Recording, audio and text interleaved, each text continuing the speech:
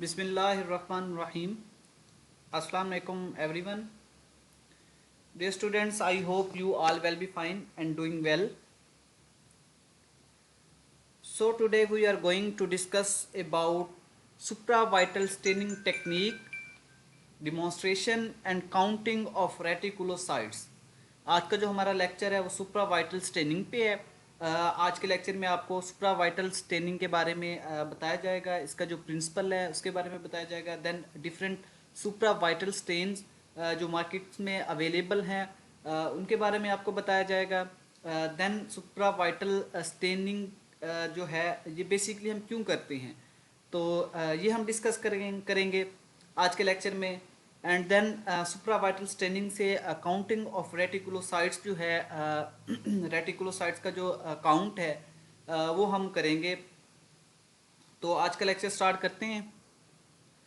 Introduction. First of all I will tell you some definitions like vital stain, supravital stain and intravital stain. A vital stain in a casual use may mean a stain that can be applied on living cells without killing them. तो एक ऐसा stand जो हम apply करते हैं on living cells without killing them, उनको without killing sales की जो है वो किलिंग नहीं करते और उस पर जो है वो स्टेन अप्लाई करते हैं और स्टेन से जो है वो सेल्स जो लिविंग सेल्स हैं उनको जो है वो लिविंग सेल्स डिफरेंट कलर्स जो हैं वो रिटेन करते हैं। तो ऐसे स्टेन को वाइटल स्टेन कहा जाता है। Then supravital staining, living cells have been removed from an organism. तो सुप्रावाइटल स्टेनिंग में लिविंग सेल्स जो हैं उनको रिमूव किया जाता है ऑर्गेनिज्म से। देन ऑर्गेनिज्म से रिमूव करने के बाद इन विट्रो उसको जो है उसकी जो है वो स्टेनिंग की जाती है और स्टेनिंग से जो कलर दिया जाता है। तो ऐसी स्टेनिंग जो है वो सुप्रावाइटल स्टेनिंग कहलाती है और ऐसा स्टेन सुप्रावाइटल स्टेन कहलाता है। Then intravital stain, intravital staining is done by injecting और otherwise introducing the stain into the body. Then intravital stain ऐसे स्टेन है जिसे बॉडी में इंजेक्ट किया जाता है या उसे इंट्रोड्यूस किया जाता है इनटू द बॉडी, बॉडी के अंदर ही। इसमें जो है वो हम सेल्स नहीं निकालते, ना ही सेल्स को हम किलिंग करते हैं, बल्कि ये ऐसा स्टेन है जिसे हम बॉडी में इंजेक्ट करते हैं और डिफरेंट सेल्स को जो है वो कलर दिया जाता है। तो ऐसा स्टेन इंट्रावाइटल स्टेन कहलाता है और ऐसी स्टेनिंग टेक्निक जो है वो इंट्रावाइटल स्टेनिंग टेक्निक कहलाती है।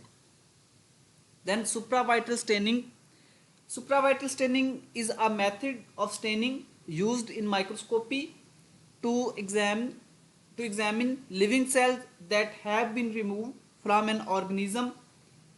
सुप्रावाइटल स्टेनिंग जो है एक ऐसा स्टेनिंग का मेथड है जो जिसे जो है हम माइक्रोस्कोपी करने के लिए और माइक्रोस्कोप में लिविंग सेल्स जो हैं उनको ऑब्जर्व करने के लिए हम परफॉर्म करते हैं और इनमें जो सेल्स हैं उनको रिमूव किया जाता है ऑर्गेनिज्म से।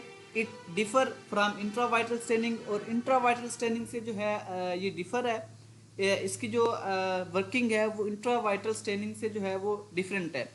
विच इज़ डन बाय इंजेक्टिंग और otherwise introducing the stain into the body. Intravital stain जो है वो बॉडी में हम इंजेक्ट करते हैं या इंट्रोड्यूस करते हैं और सुप्रावाइटल स्टेन जो है इसमें सेल्स जो हैं उनको बॉडी से रिमूव किया जाता है, लिविंग ऑर्गेनिज्म की बॉडी से। देन उसको जो है वो स्टेन किया जाता है। By counting the number of such cells the rate of red blood cell formation can be determined. Then counting the number of such cells the rate of red blood cell formation can be determined. Then cells को count करने से rate जो है red blood cell की formation का वो हम देखते हैं कि कितने जो है वो आरबीसीज की फॉर्मेशन हो रही है, providing an insight into bone marrow activity and anaemia. Then bone marrow activity को देखने के लिए सुप्रावाइटल स्टेनिंग टेक्निक जो है वो परफॉर्म की जाती है। देन एनीमिया का जो केस है इसको डायग्नोज करने के लिए हम सुप्रावाइटल स्टेनिंग जो है वो हम परफॉर्म करेंगे। The most common supravital stain is performed on reticulocytes by using. तो मोस्टली जो है सुप्रावाइटल स्टेन रेटिकुलोसाइट्स पे अप्लाई की जाती है। मोस्टली जो है जो रेटिकुलोसाइट्स के लिए हम यूज़ करते हैं सुप्रावाइटल स्टेन, उनमें new methylene blue, brilliant cresyl blue, तो ये दोनों स्टेन जो हैं ये यूज़ की जाती हैं for reticulocytes. These makes it possible to see the reticulofilamentous pattern of ribosomes characteristically precipitated in these live immature red blood cells by supravital stains. Then जिससे जो है after supravital staining we can see reticulofilamentous pattern of ribosome. Reticulofilamentous pattern जो है ribosome का वो हम observe कर सकते हैं इन live immature red blood cells में after staining with supravital stain. By counting the number of such cells, the rate of red blood cell formation can be determined. तो ऐसे सेल्स के नंबर काउंट करने से rate of red blood cell formation जो है वो हम determine कर सकते हैं, providing an insight into bone marrow activity and anaemia. Then bone marrow activity भी हम इससे देख सकते हैं और एनीमिया को भी हम डायग्नोज कर सकते हैं. This is in contrast to vital staining when dye employed is one that is excluded from the living cells so that only dead cells can stain positively. Then vital staining से जो है ये stain differ है, जिसमें vital staining में हम basically dead cells जो है उनको stain करते हैं positively.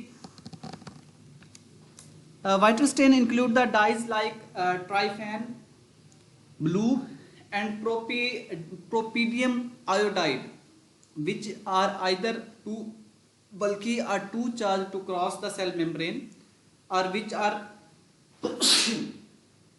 sorry. Vital stain include the dyes like tryphan, blue and propydium iodide, which are either too bulky or too charged to cross the cell membrane. तो vital stand में जो है वो ट्राइपैन ब्लू यूज़ किया जाता है. देन प्रोपीडियम आयोडाइड जो है वो यूज़ कर सकते हैं जो कि बहुत बल्कि हैं या टू चार्ज जो हैं वो स्टेन्स हैं to cross the cell membrane, और क्रॉस जो है ये सेल मेम्ब्रेन को नहीं कर सकते, are which are actively rapidly pumped out by the cells. Then supravital dyes. Following are some common supravital dyes like supravital dyes for RBCs: new methylene blue, brilliant chrysal blue, crystal violet, methyl violet, Nile blue. These are supravital dyes which we can use for supravital staining. Supravital staining can be combined with cell surface antibody staining. Then supravital staining को हम combine भी कर सकते हैं with cell surface antibody. Cell की जो surface पे antibodies हैं उनसे जो है सुप्रावाइटल स्टेन को हम कंबाइन कर सकते हैं, जिसे हम इम्यूनोफ्लोरेसेंट जो है बेसिकली इम्यूनोफ्लोरेसेंट स्टेनिंग जो है हम इसको कहते हैं for the application such as FACS analysis. तो इसकी जो एप्लीकेशन है, तो एप्लीकेशन में जो है ये fluorescent activated cell sorter analysis जो है उसमें भी हम इसको यूज कर सकते हैं. Then immunofluorescence can also be done within the interior of live cells. Immunofluorescence जो है वो within the interior of the live cells भी हम परफॉर्म कर सकते हैं by reversible cell permeabilization using the detergent Triton X100. तो detergent को यूज करते हुए रिवर्सिबल सेल परमाबिलाइजेशन से जो है वो हम within the cell interior of the life cell जो है उसे हम ऑब्जर्व कर सकते हैं. Supravital stain of a smear human blood from a patient with haemolytic anaemia. तो एक पेशेंट जो हीमोलिटिक एनीमिया से जो था इन्फेक्टेड पेशेंट था, उससे ब्लड सैंपल लिया गया, देन उससे स्मीयर बनाया गया, देन उस पर जो था सुप्रावाइटल स्टेन जो था वो अप्लाई किया गया, और आफ्टर स्टेनिंग जो अंडर माइक्रोस्कोप जो मॉर्फोलॉजी देखी गई उसकी डायग्राम इस स्लाइड में दिखाई गई है. The reticulocytes are less with the dark blue dots. तो इसमें जो है रेटिकुलोसाइट्स जो है सेल्स जो हैं उनमें डार्क ब्लू डॉट्स हैं एंड कर्व्ड लीनियर स्ट्रक्चर्स, और कर्व्ड जो है वो लीनियर स्ट्रक्चर्स हैं जिन्हें हम रेटिकुलम कहते हैं इन द साइटोप्लाज्म. साइटोप्लाज्म में जो है वो रेटिकुलम देखे जा सकते हैं. Reticulocyte count. रेटिकुलोसाइट काउंट का principle using a supravital stain. Then हमारा जो सेकंड पार्ट है लेक्चर का, उसमें हम सुप्रावाइटल स्टेन को यूज़ करते हुए रेटिकुलोसाइट का जो काउंट है वो हम देखेंगे कि किस तरह से हम रेटिकुलोसाइट काउंट जो है वो हम परफॉर्म करते हैं by using supravital stains. Then reticulocyte count का जो प्रिंसिपल है using a supravital stain like new methylene blue residual ribosomal RNA within the reticulocytes is precipitated. An equal volume of stain is added to EDTA anticoagulated blood. The dilution mixture incubated, तो equal volume जो है वो stand का add किया जाता है to EDTA एंटीकोagulated blood. तो reticulocyte के लिए जो हम रेटिकुलोसाइट के लिए जो सैंपल लेंगे उसमें EDTA एंटीकोagulated ब्लड जो है वो हम लेंगे और उनमें EDTA एज अ एंटीकोagulant जो है वो ऐड किया हुआ होगा और EDTA एंटीकोagulated ब्लड के इक्वल वॉल्यूम में हमने स्टेन उसमें ऐड करनी है। द डाइल्यूशन मिक्सचर, देन जो सोल्यूशन बनेगा, जो डाइल्यूशन बनेगी, डाइल्यूशन मिक्सचर को हमने इंक्यूबेट करना है and a smear is prepared. Then एक स्मीयर जो है उसे हमने प्रिपेयर करना है। The smear is examined to determine the number of reticulocytes present. Then smear को हम अंडर माइक्रोस्कोप हम ऑब्जर्व करेंगे और स्मीयर में नंबर ऑफ रेटिकुलोसाइट्स जो हैं जो प्रेजेंट होंगे उनको हम काउंट करेंगे। An erythrocyte containing 2 or more particles of blue stain material is reticulocyte. Then उनमें जो है erythrocyte, ऐसे erythrocytes जिनके अंदर 2 or more particles of blue stain material अगर हम ऑब्जर्व करते हैं तो जो तो ऐसे सेल को, ऐसे erythrocyte को हम रेटिकुलोसाइट का नाम देंगे। The number of reticulocytes is expressed as percentage of total number of erythrocytes counted.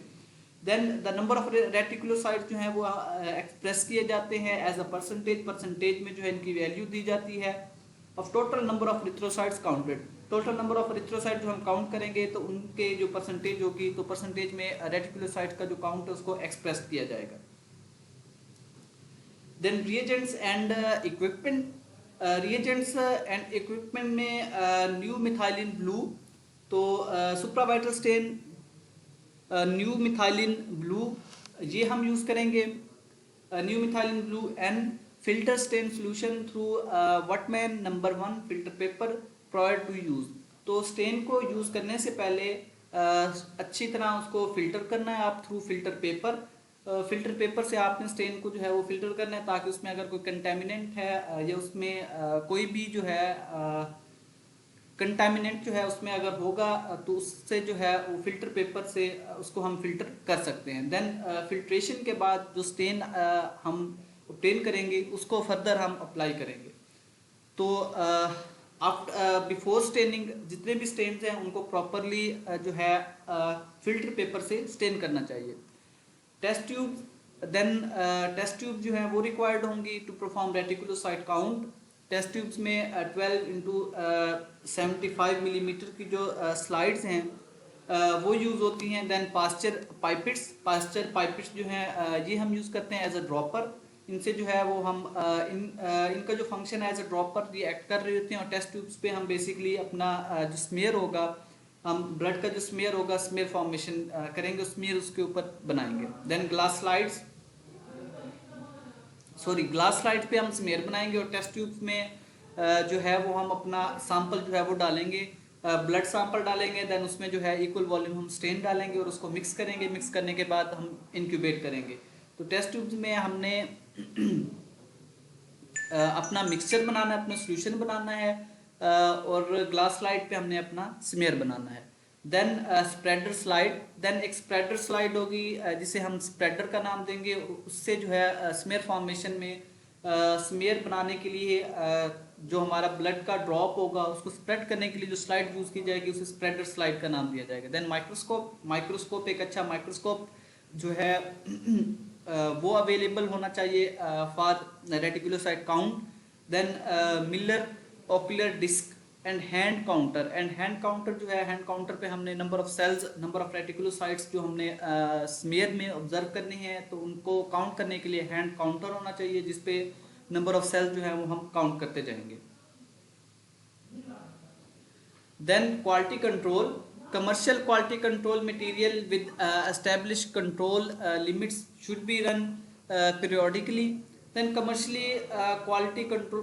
quality control जो है वो materials available हैं इनको जो है वो पीरियोडिकली जो है इनको हमने यूज़ करना है। The frequency is determined by each laboratory workload, और वर्कलोड के हिसाब से जो है वहाँ पे क्वालिटी कंट्रोल जो है वो मेंटेन किया जाता है। अगर वर्कलोड एक लैब का बहुत ज़्यादा है तो वहाँ पे जो है कंट्रोल जो है वो हमें शिफ्ट्स में लगाने पड़ते हैं। अगर वर्कलोड नहीं है तो 24 आवर के लिए एक बार कंट्रोल जो है वो इनफ है।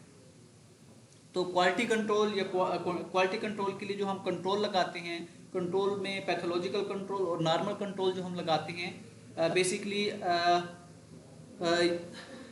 ये हमारा रिएजेंट की जो है स्टेबिलिटी चेक करने के लिए कि हमारा रिएजेंट, हमारा इंस्ट्रूमेंट जो है वो ठीक से काम कर रहा है या नहीं, उसको देखने के लिए जो है क्वालिटी कंट्रोल हम परफॉर्म करते हैं। Then for instance quality control material may be run at beginning of each 8 hours shift. Then अगर वर्कलोड जो है वो बहुत ज़्यादा है then हर 8 घंटे बाद आपने 8 आवर्स की जो आपकी शिफ्ट है उसके स्टार्ट में ही आपने कंट्रोल जो है वो आपने रन करने हैं। देन कंट्रोल को जो है वो आपने कोरिलेट करना है और उसका फर्दर जो एलजे चार्ट है वो आपने बनाना है। Then specimen whole blood anticoagulated with EDTA is recommended. तो स्पेसिमेन में होल ब्लड एंटीकोagulated जो है whole blood added with anticoagulated like EDTA ethylene diamine tetraacetic acid जो एक्ट करता है एज एंटीकोagुलेंट, तो होल ब्लड में वो ऐड होना चाहिए, इज रिकमेंडेड। तो ये रिकमेंडेड सैंपल है, ये स्पेसिमेन है। हाउएवर एनी एंटीकोagुलेंट इज एक्सेप्टेबल, कोई भी एंटीकोagुलेंट जो है वो एक्सेप्टेबल है, लेकिन जो बेटर है जिसे हम प्रेफर कर सकते हैं वो EDTA है। फ्री फ्लोइंग कैपिलरी ब्लड में be used. Then free flowing capillary blood भी हम इस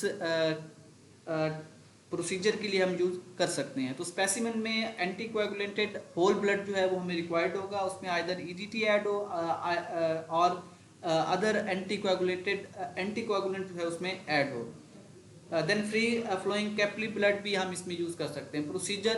procedure reticulocyte staining, a pipette 5 drops of new methylene blue N solution into a label test tube. Then एक टेस्ट ट्यूब आपने लेनी है, उसको label करना है और उस लेबल करने के बाद आपने उसमें 5 ड्रॉप जो हैं वो आपने पाश्चर पाइपेट से उसमें ऐड करने हैं और स्टेन जो आपने लेना है वो न्यू मिथाइलिन ब्लू है।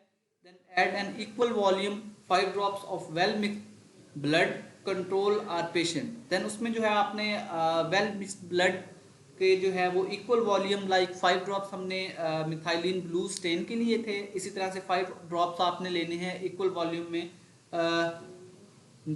वेल मिक्स्ड होल ब्लड का। तो उसमें आप कंट्रोल भी ऐड कर सकते हैं या एज अ पेशेंट जो है वो आप सैंपल जो है वहाँ से ले सकते हैं। Mix gently using a Pasteur pipette.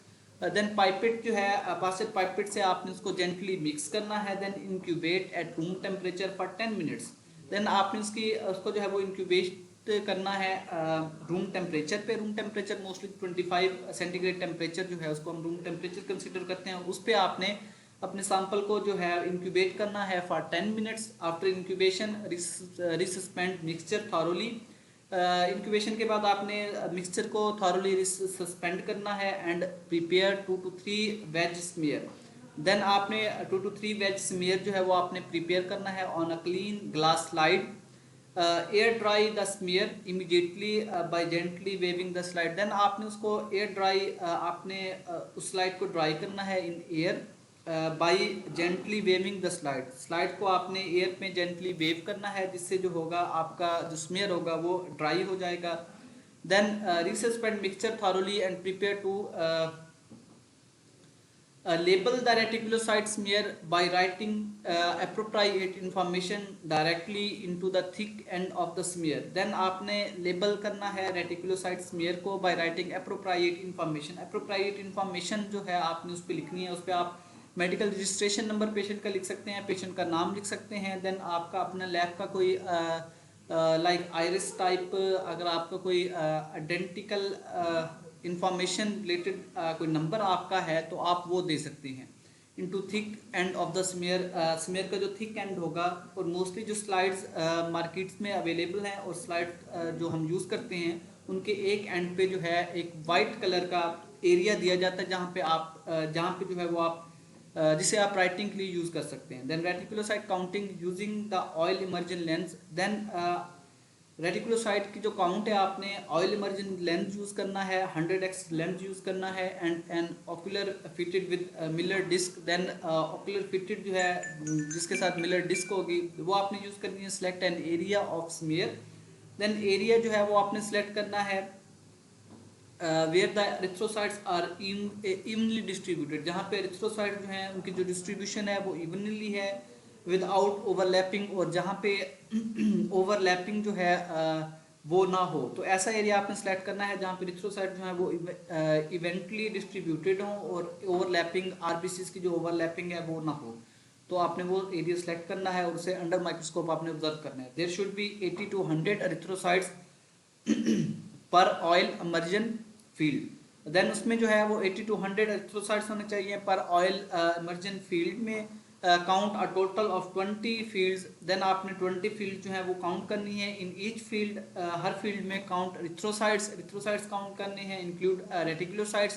Erythrocytes में आपने रेटिकुलोसाइट्स जो है वो भी इंक्लूड करने हैं इन स्मॉलर स्क्वायर बी में, and reticulocytes in larger square A. तो आपने डिफरेंट स्केयर्स लेने हैं, like squares A, squares B. Then उनमें जो है आपने एरिथ्रोसाइट्स, रेटिकुलोसाइट्स जो हैं वो आपने काउंट करना है, और टोटल आपने जो फील्ड्स काउंट करनी है वो 20 फील्ड्स हैं। मीन टू से फील्ड्स का जो मतलब है, इसमें जो है एक बार आप जब स्कैन करेंगे और आप जो एरिया सेलेक्ट करेंगे वो आपका एक फील्ड होगा। देन आपने जब उसमें काउंटिंग कर लेनी है तो आपने देन स्लाइड को मूव करना है। मूव करने के बाद दूसरा एरिया आपने सेलेक्ट करना है, वो आपका जो होगा दूसरा सेकंड फील्ड होगी वो आपकी। इसी तरह से आपने 20 फील्ड्स जो हैं ऑब्जर्व करनी है, और 20 फील्ड में आपके जो नंबर ऑफ सेल्स मिलेंगे या आपने नंबर ऑफ सेल्स ऑब्जर्व जो आप करेंगे उसके आपने काउंटिंग करनी है। A second clinical laboratory professional should be perform a reticulocyte count on a second smear in the same manner. इसी तरह से सेकंड क्लिनिकल लेबोरेटरी प्रोफेशनल जो है, अगर आपने बाहर से किसी दूसरी लैब से आपने रेटिकुलोसाइट काउंट करवाने, एक दूसरे क्लिनिकल लेबोरेटरी स्टाफ प्रोफेशनल जो है उसने दूसरी स्लाइड जो है अपनी स्लाइड वो प्रिपेयर करे और उस पर जो है वो सेम मैनर में उसने जो है काउंटिंग करनी है। देन आपने जो है वो कंपैरिजन करा लेना है, और उससे जो जो एवरेज रिजल्ट होगा वो आपने फाइनल डायग्नोसिस में देना है। Then calculation, the calculation formula for determining the percentage of reticulocytes present is given in total number of erythrocytes counted square B over total number of reticulocytes counted square A, then multiply करना है with 9 and 100। तो इससे जो होगा आपका जो count होगा उसे परसेंटेज ऑफ रेटिकुलोसाइट काउंट कहेंगे। रेटिकुलोसाइट्स की जो परसेंटेज है वो इसी गिवन फार्मूले से हम कैलकुलेट कर सकते हैं। Then absolute reticulocyte count is determined by following the calculation. Absolute reticulocyte count is equal to total erythrocytes counted. तो इसमें जो है टोटल एरिथ्रोसाइट जो काउंट करेंगे उनको मल्टीप्लाई करना है with reticulocyte count, with reticulocyte percentage. तो परसेंटेज रेटिकुलोसाइट काउंट की जो कैलकुलेट करनी है उसको हमने मल्टीप्लाई करना है with total erythrocytes count. Then उससे जो रिजल्ट होगा उसको हम एब्सोल्यूट रेटिकुलोसाइट काउंट का नाम देंगे। देन रेफरेंस में अडल्ट मेल में जो रिलेटिव नंबर है, relative number 0.5 to 2.5%, and absolute count जो है वो 18 to 158 इंटू 10⁻⁹ पर लीटर जो है वो हम एब्सोल्यूट काउंट या इसका जो नॉर्मल काउंट है वो हम कंसीडर करते हैं। देन फीमेल्स, अडल्ट फीमेल्स में 0.5 to 4.0% जो है वो रिलेटिव काउंट है। देन 18 to 158 इंटू 10⁻⁹ पर ml जो है वो एब्सोल्यूट काउंट है इन अडल्ट फीमेल्स। तो ये आज का लेक्चर था। आई होप आपको आज का लेक्चर जो है वो क्लियर हो जाएगा। आज के लेक्चर में बेसिकली हमने सुप्रावाइटल स्ट्रेन जो थी वो डिस्कस की। सुप्रावाइटल स्ट्रेन के बारे में आपको बताया गया। देन सुप्रावाइटल स्ट्रेन के साथ ही vital strain and intravital strain उनके बारे में हमने डिस्कस किया, उनमें डिफ्रेंशिएट किया कि किस तरह से सुप्रावाइटल स्ट्रेन किसे कहा जाता है, इंट्रावाइटल स्ट्रेन किसे कहा जाता है, एंड वाइटल स्ट्रेन किसे कहा जाता है। देन हमने डिस्कस किया सुप्रावाइटल स्टेन की डेफिनेशंस के बारे में आपको बताया गया, देन उसकी वर्किंग प्रोसीजर कि किस तरह से जो है सुप्रावाइटल स्टेन जो है वो वर्क करती हैं, उनका उसके प्रिंसिपल के बारे में आपको बताया गया। देन डिफरेंट यूजेस कि किस कहाँ पे हम सुप्रावाइटल स्टेन जो है हम यूज़ करते हैं, और मोस्टली सुप्रावाइटल स्टेन जो है वो रेटिकुलोसाइट को काउंट करने के लिए हम यूज़ करते हैं। देन डिफरेंट स्टेन्स के बारे में आपको बताया गया, डिफरेंट सुप्रावाइटल स्टेन्स जो मार्केट्स में अवेलेबल हैं उनके बारे में आपको बताया गया, और उनमें जो most common stain methylene new methylene blue जो है जो मोस्टली हम यूज़ करते हैं एज अ सुप्रावाइटल स्टेन, तो उसको हमने फर्दर डिस्कस किया। देन रेटिकुलोसाइट काउंट जो था वो हमने डिस्कस किया, और रेटिकुलोसाइट काउंट में जो था हमने by using supravital stain methylene new methylene blue use करते हुए हमने होल ब्लड से स्मेयर प्रिपेयर किया, देन उसको स्टेन किया विद सुप्रावाइटल स्टेन, देन उसका स्मेयर बनाया। स्मेयर बनाने के बाद हमने उसमें absolute reticulocyte count and relative reticulocyte count जो था वो हमने कैलकुलेट किया, और उनके लिए डिफरेंट फार्मूलाज जो थे वो आपको बताया गया उसके बारे में। तो ये आज का लेक्चर था। आई होप आपको आज का लेक्चर क्लियर हो जाएगा। थैंक यू, अल्लाह हाफिज़।